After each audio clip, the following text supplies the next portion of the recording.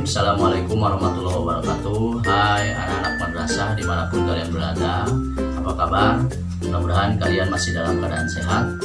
Di masa pandemi ini saya ingin mengingatkan jaga kesehatan dan ikuti instruksi pemerintah. Di antaranya yang pertama adalah jaga jarak, social distancing. Kemudian yang kedua adalah sering cuci tangan menggunakan sabun. Dan yang ketiga adalah kalau jalan-jalan kemanapun kalian itu harus menggunakan masker. Anak-anak madrasah hebat dimanapun kalian berada, kalian ketemu lagi dengan saya, Bapak Doni Permana. Kita akan belajar sejarah Indonesia.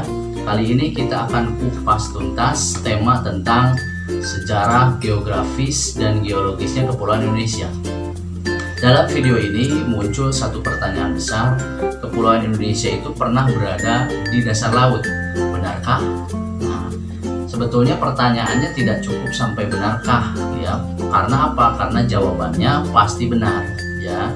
Cuman di dalam video ini kita akan kupas tuntas apa fakta-fakta dan bukti-bukti sehingga kita bisa menyimpulkan bahwa Kepulauan Indonesia itu dahulu kala pernah berada di dasar laut.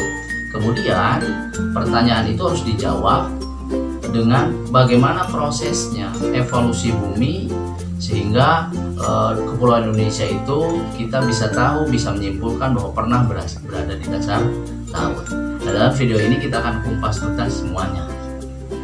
Anak-anakku, anak madrasah hebat dimanapun kalian berada, yang pertama saya akan jelaskan dalam video ini adalah bukti-bukti atau fakta-fakta yang saya rangkum yang menjelaskan bahwa atau membuktikan bahwa Kepulauan Indonesia itu pernah berada di dasar laut.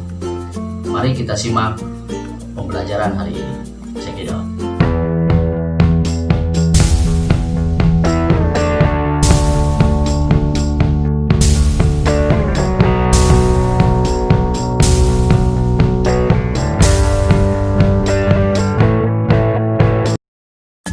Oke, anak-anakku, anak madrasah hebat dimanapun kalian berada, bukti yang pertama yang memperlihatkan bahwa Kepulauan Indonesia itu pernah di dasar laut adalah ditemukan di Kebumen.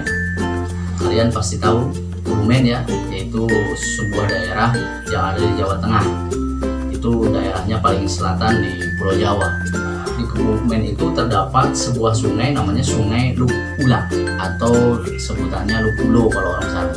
Nah, di sungai itu terdapat peninggalan batu-batu karang. Ya, kita tahu batu karang itu ada di dasar laut, ya, atau di daerah pantai. Maka kita bisa menyimpulkan Kepulauan Indonesia daerah Jawa Tengah itu sebagian besar pernah terendam di dasar laut. Kemudian yang kedua itu ditemukan di Kota Bandung. Ya, ada di sana itu tempat wisata sekarang namanya adalah Stone Garden, ya, atau Taman Batu. Taman Batu itu banyak ditemukan koral-koral, kemudian bekas-bekas batu karang, bahkan ada fosil kerang. Ya, itu menandakan bahwa daerah Kota Bandung itu pernah terendam atau tenggelam di dasar laut. Kemudian yang ketiga adalah daerah Labuan Bajo. Labuan Bajo itu daerah sekitaran Pulau Komodo. Pernah sana? Pasti belum, ya. Luar biasa, sama dengan saya. Ya. Daerah Pulau Komodo ada Labuan Bajo. Di sana ada yang namanya gua, ya, namanya Gua Batu Cermin. Nanti lain kali kita ke sana jalan-jalan. Ada Gua Batu Cermin yang di dalamnya itu bentuknya gua besar dan ditemukan fosil-fosil batu karang, koral, bahkan mengandung banyak garam. Maka itu membuktikan bahwa daerah Labuan Bajo itu pernah tenggelam di dasar laut, atau secara umum Kepulauan Indonesia itu berada di dasar laut. Bukti-buktinya banyak, tetapi tidak bisa saya ungkapkan semuanya di sini karena waktunya tidak akan cukup, gitu ya. Jadi dari 3 bukti itu sudah cukuplah bahwa ada tanda-tanda Kepulauan Indonesia itu pernah berada di dasar laut. Anak-anakku, anak madrasah hebat dimanapun kalian berada, pembahasan selanjutnya adalah tidak sampai bahwa menyatakan Kepulauan Indonesia itu berada di dasar laut saja, tetapi kita perlu tahu prosesnya itu seperti apa, kapan, kemudian nanti akhirnya seperti apa Kepulauan Indonesia bisa terbentuk sampai sekarang ini. Dan ini mengikuti evolusi bumi. Nah, yang akan dibahas pada animasi selanjutnya. Mudah-mudahan kalian bisa memahami. Check it out. Oke, anak-anakku, anak madrasah hebat dimanapun kalian berada, saya akan jelaskan evolusi bumi menurut para ahli itu terdiri dari 4 tahap. Yang pertama Azoikum, Paleozoikum, Mesozoikum, dan terakhir Neozoikum. Masa Neozoikum itu dibagi 2, ada masa tersier dan kuarter. Saya akan jelaskan satu persatu ciri-ciri dari tiap zaman. Yang pertama zaman Azoikum. A artinya adalah tidak dan zoon artinya hewan. Ini berasal dari bahasa Yunani. Artinya zaman ini belum ada kehidupan. Terjadi 1 miliar tahun yang lalu. Kenapa belum ada kehidupan? Karena bumi baru terbentuk. Masih relatif suhunya sangat tinggi, sehingga belum ada kehidupan di sana. Selanjutnya ada masa Paleozoikum. Zaman ini kalau secara istilah artinya zaman purba tertua. Sudah mulai meninggalkan fosil flora dan fauna. Itu zaman ini berlangsung kira-kira 350 juta tahun yang lalu. Kepulauan Indonesia belum terbentuk. Masih berupa daratan sebagian dan kebanyakan bumi ini masih berbentuk lautan. Terdapat fosil-fosil, tumbuhan-tumbuhan dan makhluk-makhluk yang berasal dari dalam laut. Zaman berikutnya adalah zaman Mesozoikum. Menurut istilah artinya zaman purba tengah. Kira-kira 140 juta tahun yang lalu. Di sini sudah mulai muncul hewan-hewan amfibi, hewan-hewan mamalia menyusui dengan ukuran yang besar-besar. Bisa terlihat dari fosil zaman tersebut, Mesozoikum. Fosilnya besar-besar.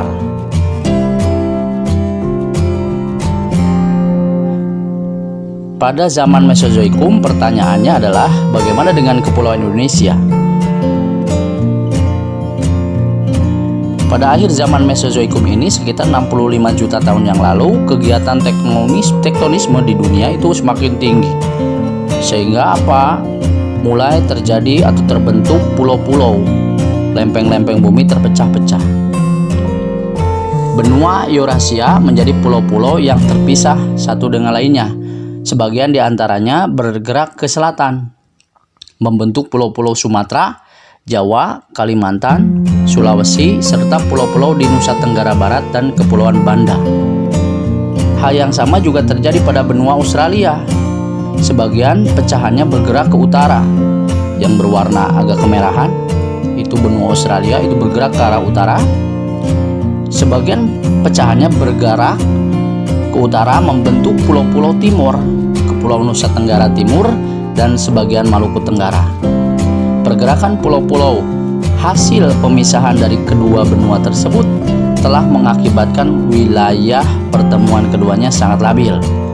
Kegiatan tektonis atau lempeng ini sangat aktif dan kuat, telah membentuk rangkaian Kepulauan Indonesia pada masa tersier, yaitu sekitar 60 juta tahun yang lalu.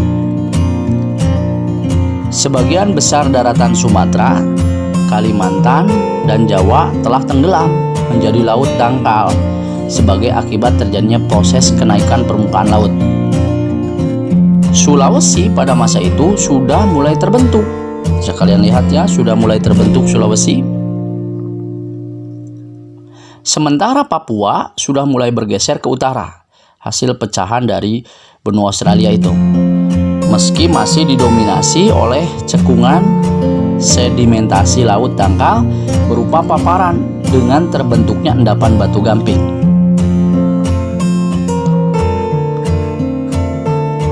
Demikian pergerakan lempeng yang akhirnya bisa membentuk Kepulauan Indonesia sampai saat ini. Tahapan terakhir dari evolusi bumi adalah Neozoikum. Neozoikum menurut istilah artinya zaman purba baru. zaman ini dibagi menjadi dua babak, yaitu ada tersier, ada kuarter. Zaman ini mulai memperlihatkan es di bumi mulai menyusut dan makhluk-makhluk hidup tingkat tinggi semakin lama semakin banyak.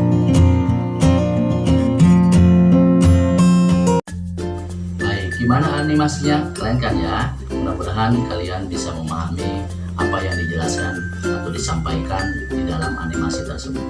Anak-anakku, anak madrasah hebat dimanapun kalian berada, pembahasan selanjutnya adalah bagaimana sih dampaknya terhadap kepulauan Indonesia, ya, terutama terhadap penduduknya, masyarakatnya. Dengan adanya letak geografis dan letak geologis Indonesia seperti itu, apa sih dampaknya? Ya, saya akan batasi bahwa dampaknya akan dijelaskan adalah pada bidang sosial, ekonomi, dan politik. Tetapi tidak bisa saya menjelaskan seluruhnya. Ya, saya akan kasih kamu challenge, ya, bagaimana menganalisis dampak tersebut di bidang sosial, ekonomi, dan politik. Tugas saya adalah memberikan clue. Ya, clue yang pertama pada bidang sosial, dampaknya adalah Indonesia memiliki letak geografis yang sangat strategis sehingga berpengaruh terhadap kontak sosial dengan bangsa lain. Nanti kalian coba analisis ya, bagaimana letak geografis Indonesia berhubungan dengan kontak sosial masyarakat Indonesia pada sejarah-sejarah selanjutnya. Kemudian pada bidang ekonomi, Indonesia memiliki tanah yang subur karena terletak di antara sabuk pegunungan sehingga banyak gunungnya itu ya. Nah, bagaimana dampaknya mendukung potensi kemajuan ekonomi Indonesia? Kalian nanti analisis seperti apa ya kekayaan atau potensi ekonomi Indonesia yang luar biasa itu bagaimana terhadap kemajuan ekonomi Indonesia. Dan terakhir terhadap bidang politik, Indonesia secara geologis merupakan negara dengan kepulauan. Nah, apa mempengaruhi perkembangan sejarah politiknya? Saya kasih clue, ada kerajaan sampai akhirnya sekarang menjadi negara modern, itu seperti apa ya bentuk kepulauan Indonesia yang luar biasa besar seperti ini. Jadi ada 3 sekali lagi dampaknya di bidang sosial, ekonomi, dan politik. Oke, anak-anakku, anak madrasah hebat dimanapun kalian berada, saya akan tutup dengan kesimpulan video pembelajaran kali ini.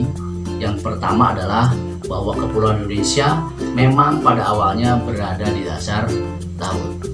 Kemudian yang kedua, perkembangan muka bumi Indonesia mengikuti evolusi bumi yang memiliki 4 tahapan. Tadi sudah dijelaskan di awal. Yang terakhir, kepulauan Indonesia terbentuk sejak akhir masa Mesozoikum atau 65 juta tahun yang lalu. Demikian video pembelajaran kali ini. Mudah-mudahan bermanfaat. Tetap jaga kesehatan, semangat belajar. Terima kasih. Wassalamualaikum warahmatullahi wabarakatuh.